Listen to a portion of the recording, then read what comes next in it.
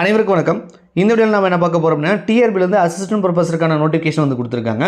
எவ்வளோ வேகன்சி கொடுத்துருக்காங்க, இந்த அசிஸ்டன்ட் ப்ரொஃபஸருக்கான ஏஜ் லிமிட் என்ன, எஜுகேஷன் குவாலிஃபிகேஷன் என்ன, அப்ளை பண்ணுறதுக்கு என்றைக்கு கிடைச்ச தேதி, இது போன்ற முழுமையான விவரங்கள் வந்து இந்த வீடியோவில் நம்ம பார்க்கலாம். அதை பார்க்கறதுக்கு முன்னாடி இது நம்ம வின்னர்ஸ் கிளாஸோட புது யூடியூப் சேனல், மறக்காம இந்த சேனல் வந்து சப்ஸ்கிரைப் பண்ணி கூட அந்த பெல் பட்டனில் ஆல் அப்படின்றத செட் பண்ணி வச்சுக்கோங்க. அப்போ தான் நான் வீடியோ போட்டோன்னா உங்களுக்கு நோட்டிஃபிகேஷன் வரும்.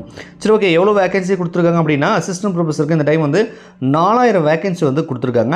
இந்த 4000 வேகன்சியை வந்து பார்த்தீங்க அப்படின்னா பேக்லாக் வேகன்சி வந்து 72 இருக்கிறதாவும், ஷார்ட்ஃபால் வேகன்சி வந்து 4 இருக்கிறதாவும், அதுக்கப்புறம் அந்த ஸ்பெஷல் ரெக்ரூட்மெண்ட் பிரசிடென்சி காலேஜுக்கு வந்து ஒரு 3 வேகன்சி இருக்கிறதாவும், கரண்ட் வேகன்சி மட்டுமே 3921 வேகன்சி இருக்கிறதா வந்து கொடுத்துருக்காங்க.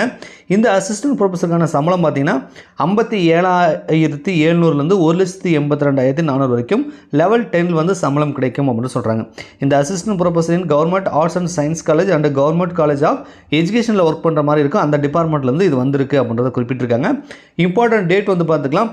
நோட்டிஃபிகேஷன் 14/3/2024 கொடுத்துருக்காங்க. இதுக்கான ஆன்லைன் அப்ளிகேஷன் வந்து 28/3/2024 தான் ஸ்டார்ட் பண்ணுறாங்க. அப்ளை பண்ணுறது கடைசி தேதி 29/4/2024 சொல்லி கொடுத்துருக்காங்க. டென்டேட்டிவாக ஒரு எக்ஸாம் டேட் வந்து 4/8/2024 குறிப்பிட்டிருக்காங்க. ஸோ இன்டர்வியூ வந்து அதுக்கான டேட் வந்து நாங்கள் பின்னாடி வந்து அனௌன்ஸ் பண்ணுறோம் அப்படின்றத குறிப்பிட்டிருக்காங்க. ரைட்டா? ஸோ இம்பார்ட்டன்ட் டேட் வந்து பார்த்துக்கோங்க. ஸோ அடுத்தது வந்து கம்யூனிட்டி வைஸ் சப்ஜெக்ட் வைஸ்க்கான அந்த வேகன்சி வந்து டேபிள் போட்டு கொடுத்துருக்காங்க. நீங்கள் படித்த சப்ஜெக்ட்டுக்கு எவ்வளோ வேகன்சி இருக்குது, உங்கள் கம்யூனிட்டிக்கு எவ்வளோ வேகன்சி இருக்குன்றதெல்லாம் இந்த நோட்டிஃபிகேஷன் பிடிஎஃப் டவுன்லோட் பண்ணி நீங்கள் செக் பண்ணிக்கோங்க. ஏன்னா 4000 வேகன்சிக்கு வந்து பிரித்து வந்து கொடுத்துருக்காங்க. பெரிய டேபிளாக இருக்குது. அதை பார்க்குறதுக்கு கொஞ்சம் லேட் ஆகும். நீங்களே வந்து செக் பண்ணிக்கோங்க. ஸோ அடுத்தது வந்து ரிசர்வேஷன் எப்படி இவங்க ஃபாலோ பண்ணுறாங்க, அந்த விவரங்கள்லாம் கொடுத்துருக்காங்க. இது எல்லா நோட்டிஃபிகேஷன்லையுமே வர்றது தான், அது ஒரு பெரிய விஷயம் இல்லை. ஸோ நமக்கு தேவை என்னென்னா இந்த அசிஸ்டன்ட் ப்ரொஃபஸருக்கான ஏஜ் லிமிட் என்ன, எஜுகேஷன் குவாலிஃபிகேஷன் என்ன அப்படின்னு நம்ம பார்க்கும் பொழுது, ஸோ ஏஜ் லிமிட்டை பொறுத்த வரைக்கும் 1/7/2024 அடிப்படையில் நீங்கள் 57 வயசு கம்ப்ளீட் ஆகிருக்கக்கூடாது. 57 வயசுக்குள்ளே இருந்தீங்கன்னா நீங்கள் தாராளமாக அப்ளை பண்ணிக்கலாம் அப்படின்றத குறிப்பிட்டுறாங்க. ஸோ அதே மாதிரி வந்து எஜுகேஷன் குவாலிஃபிகேஷனை பொறுத்த வரைக்கும் பார்த்தீங்கன்னா என்ன படிச்சிருக்கணும் அப்படின்றத குறிப்பிடுறாங்க. As and date of notification, அந்த நோட்டிஃபிகேஷன் வந்த அந்த தேதியின் அடிப்படையில் நீங்கள் என்ன முடிச்சிருக்கணும் அப்படின்றத பார்க்குறாங்க. இது அசிஸ்டன்ட் ப்ரொஃபஸருக்கு 2 எலிஜிபிலிட்டி கண்டிஷன் கொடுத்துருக்காங்கப்பா. ஏ அல்லது பி.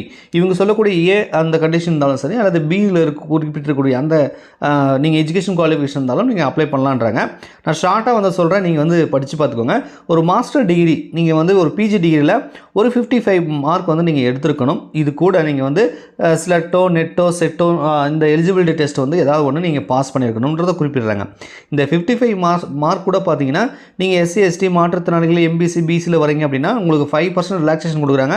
நீங்கள் 50% மார்க் இருந்தால் கூட நீங்கள் தாராளமாக அப்ளை பண்ணலாம். ஆனால் கம்பல்சரி நீங்களும் வந்து செட்டு நெட்டு ஸ்லெட்டு இந்த மாதிரி வந்து நீங்கள் வந்து முடிச்சிருக்கணும் அப்படின்றத சொல்கிறாங்க. இதையே வந்து அந்த பிஹெச்டி முடித்தவங்களுக்கு ஒரு குறிப்பிட்ட இயர் சொல்கிறாங்க. அதாவது என்னென்னா இந்த 2000 ஸோ இந்த இதில் குறிப்பிட்டிருக்காங்க பாருங்கள். அதேமாதிரி பிஹெச்டி முடிச்சவங்களுக்கு இந்த 5% வந்து மார்க்கில் ரிலாக்ஸேஷன் கொடுத்துருக்கதா சொல்கிறாங்க. 2009 2014 இந்த பிஹெச்டி பண்ணவங்களுக்கு வந்து செட்டு ஸ்லெட்டு நெட்டுலேருந்து விலக்கு கொடுக்குறாங்க. அவங்க வந்து இதை முடிச்சிருக்க வேண்டிய அவசியம் இல்லை அப்படின்றதும் சொல்கிறாங்க. அதுக்கப்புறமா மற்ற இயரில் வந்து நீங்கள் பிஹெச்டி முடிச்சிருந்தாலுமே பிஹெச்டி முடிச்சவனுக்குமே இந்த எலிஜிபிலிட்டி டெஸ்ட் வந்து கட்டாயம் வந்து பாஸ் பண்ணியிருக்கணும் அப்படின்றதும் வந்து குறிப்பிட்றாங்க. இந்த 2 கண்டிஷன் தான் கொடுத்துருக்காங்க. இது இருந்தால் நீங்கள் வந்து அப்ளை பண்ணலாம். இந்த பிஹெச்டி எப்படி நீங்கள் பண்ணியிருக்கணும், ரெகுலரில் பண்ணியிருக்கணும்ன்றாங்க. அதுக்கப்புறம் thesis has been evaluated by the at least 2 external examiner இருக்கணுன்றாங்க. ஸோ இது மாதிரி நிறைய அந்த பிஹெச்டிக்கு நிறைய வழிமுறைகள் கொடுத்துருக்காங்க. இந்த மாதிரி வந்து நீங்கள் பிஹெச்டி பண்ணியிருக்கணும் அப்படின்றத சொல்லியிருக்காங்க. இது இருந்தால் நீங்கள் தாராளமாக அப்ளை பண்ணலாம். ரைட்டா?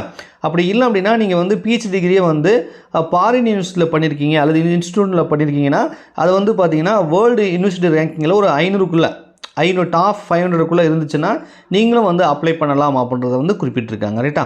NET SLET SET shall not be required for such master program in discipline for NET SLET SET is conducted by the UGC சிஆர்னு நோட் அப்படின்றத போட்டிருக்காங்க. ரைட்டா? இந்த இவங்க சொல்லக்கூடிய இந்த 2 கண்டிஷன் ஏ அல்லது பி இருக்கு இல்லையா, இதுக்கு நீங்கள் வந்து எஜுகேஷன் குவாலிஃபிகேஷன் சொன்ன மாதிரி வச்சுருக்கீங்க அப்படின்னா நீங்கள் தாராளமாக அப்ளை பண்ணலாம் அப்படின்றத குறிப்பிட்டிருக்காங்க. ரைட்டா? இதுக்கு எப்படி அப்ளை பண்ணுறதுன்னா நம்மளுடைய டிஆர்பி வெப்சைட் இருக்கு இல்லையா, www.trb.tn.gov.in இந்த வெப்சைட் மூலிமா நீங்கள் வந்து அப்ளை பண்ணிக்கலான்றாங்க. இதுக்கு தேவையான அப்லோட் பண்ண தேவையான டாக்குமெண்ட் என்ன அப்படின்றதும் வந்து குறிப்பிட்டிருக்காங்க. ஸோ இதில் பார்த்தீங்கன்னா உங்களுக்கே தெரியும் வழக்கம்போல் இதுலேயும் வந்து பார்த்தீங்கன்னா conduct certificate from the last study university, character certificate from gazette office எல்லாம் வந்து குறிப்பிட்டிருக்காங்க. ஸோ இதுக்கு தேவையான அப்ளை பண்ணுறதுக்கு தேவையான டாக்குமெண்ட் என்னன்றதெல்லாம் வந்து கொடுத்துருக்காங்க.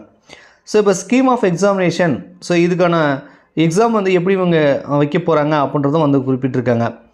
எக்ஸாமினேஷன் பார்த்தீங்கன்னா பேப்பர் 1 வந்து 50 மல்டிபிள் சாய்ஸ் கொஸ்டின் இருக்கும். செக்ஷன் ஏ செக்ஷன் பின்ற மாதிரிலாம் வந்து கொடுத்துருக்காங்க. அதில் 25 கொஸ்டின் வந்து தமிழ் லாங்குவேஜ் இருக்கும். ரிமைனிங் 25 கொஸ்டின் வந்து ஜிகே இருக்கும், கரண்ட் அஃபேர்ஸ் இருக்கும் அப்படின்ற மாதிரி குறிப்பிட்டிருக்காங்க. ஆக்சுவலாக இது தெளிவாக டேபிள் போட்டே கொடுத்துருப்பாங்க. இங்கே பாருங்கள், ரிட்டன் எக்ஸாமினேஷன் போஸ்ட் கிராஜுவேட் ஸ்டாண்டர்ட்னு சொல்லி மேக்ஸிமம் மார்க் வந்து 200 ரிட்டன் எக்ஸாமினேஷன் சொல்கிறாங்க. இதையே அவங்க பிரிச்சுக்கிறாங்க. பேப்பர் 1 அப்படின்னா 3 மணி நேரம் எக்ஸாம் எடுக்கும். அது பேப்பர் 1 பார்த்தீங்கன்னா 1 மணி நேரத்துக்கு பார்த்தீங்கன்னா ஒரு 50 நம்பர் ஆஃப் கொஸ்டின் வந்து 50ன்றாங்க.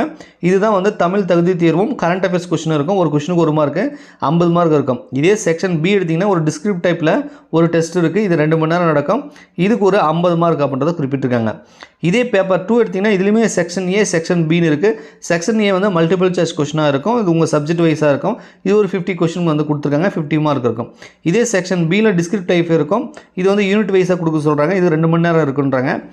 இது வந்து பார்த்தீங்க அப்படின்னா இது வந்து 50 மார்க்கு. மொத்தம் வந்து ரிட்டன் எக்ஸாமினேஷன் மட்டுமே 200 மார்க்கு. இது இல்லாமல் இன்டர்வியூ இருக்குது. இன்டர்வியூக்கு வந்து 30 மார்க்கு சொல்கிறாங்க.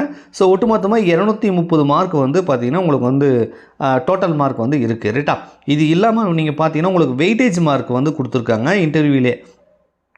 ஸோ இதில் இந்த இன்டர்வியூ மார்க்கை வந்து பார்த்தீங்கன்னா content, delivery, language, personal character எல்லாம் வந்து சேர்த்தா இது 30 மார்க் கொடுத்துருக்காங்க. ஸோ அதுக்கப்புறம் பார்த்தீங்கன்னா கெஸ்ட் லெக்சருக்கு கல்லூரியில் ஒர்க் பண்ணுறாங்களே கெஸ்ட் லெக்சர், ஸோ இவர்களுக்கான வெயிட்டேஜும் வந்து கீழே வந்து கொடுத்துருக்காங்க. அப்போ அங்கே பாருங்கள், for guest lecture who have போட்டு கவர்மெண்ட் காலேஜ்னு போட்டிருக்காங்களா 15 மார்க் அப்படின்னு போட்டிருக்காங்க. ஸோ இன்டர்வியூவில் பார்த்தீங்கன்னா உங்களுக்கு வந்து ஒரு 50 மார்க் போட்டிருக்காங்க. ஸோ உங்களுக்கான வெயிட்டேஜ் மார்க் என்ன அப்படின்றத சொல்கிறாங்க. 2 mark for each academy year. அதாவது 11 மந்த் ஒர்க் பண்ணியிருந்தீங்கன்னா உங்களுக்கு வந்து 2 மார்க் கிடைக்கும். Subject to A maximum mark வந்து 15 மார்க் அப்படின்றாங்க.